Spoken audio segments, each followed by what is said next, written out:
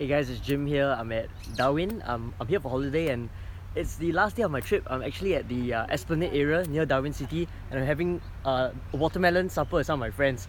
So during these couple of days, I actually thought about it a lot about real estate and I had the time to really think on why am I doing this and what's really important when it comes to purchasing real estate. Let me ask you this question. Which do you think is more important, the selling process of real estate or the buying process of real estate? Or should I change my question? Change it to which do you think is worth putting in more consideration, selling a property or buying your property? So I actually had this discussion with my friends that I am on this trip with, and I think we came to the consensus that selling a property isn't that difficult.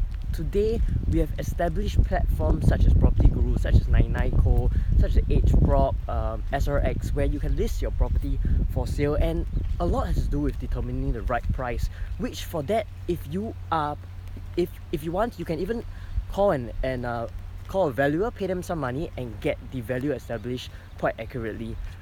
Buying, on the other hand, is something that I very much want to help you today. I want to help my clients for today because I want to let them know that buying a property is actually a very important decision that requires a large amount of consideration. Just think about it. In a procurement department in any company, it's usually mandatory to get a number of quotes before making a decision. It's the same when it comes to real estate, but yet along these 3 years where I've been in this line, I've seen so many people purchasing properties that I do not think is suitable for them.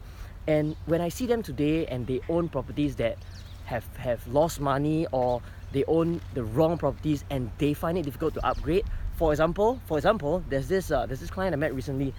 He owns a HDB and he owns a private property. His HDB is a 3-room flat and he wants to upgrade to a bigger home for his family of 5.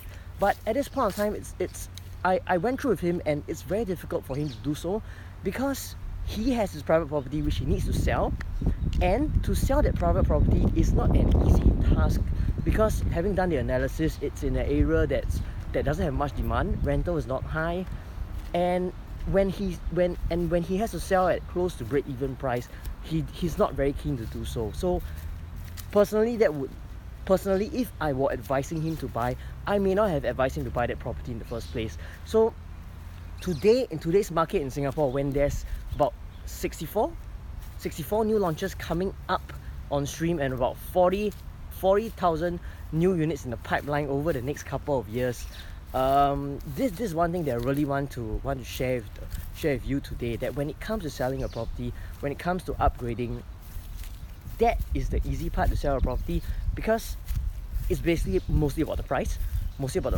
and doing some marketing, social media marketing, and most if you need it. What's already bought is already what you own, and the price that you want to sell can be determined by valuations or the market price. However, when it comes to buying, remember this, that sometimes it may not seem like a huge sum. Maybe the installments for a home is maybe $2,000 to $3,000 a month, $4,000 at the higher end homes, but it may not feel like much. But over the long run, the sums actually add up pretty a lot. And I don't want you to understand. I don't want any of my clients, or any one of you watching this, to underestimate the value of that amount of money in the long run. It's your largest purchase, most expensive purchase of your life. Make sure it's a good one. Make sure you have put in a lot of thought into it, and don't jump into it just because everyone's buying property, just because there's news that says that Singapore is a property obsessed nation where we spend more time reading about property than taking care of our kids.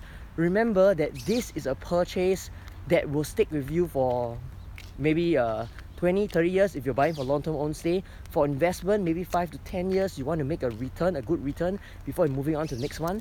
It's a purchase, it's a decision that requires a lot of consideration. So remember to ask the right people, to ask people with knowledge, to ask people who really have your self-interest at heart.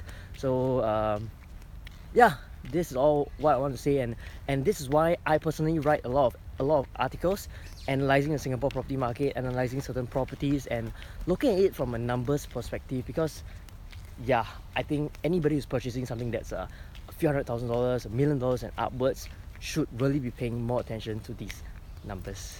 Yeah, so that's my day in Darwin. Just going to end off with some pictures of the park, and I'm watching the sunset now. Yeah, hope you enjoyed my rant. Just want to share a bit about my thoughts on this trip as I had time to think about it. I'll be returning to Singapore, and I'll catch you in my next video on Thursday.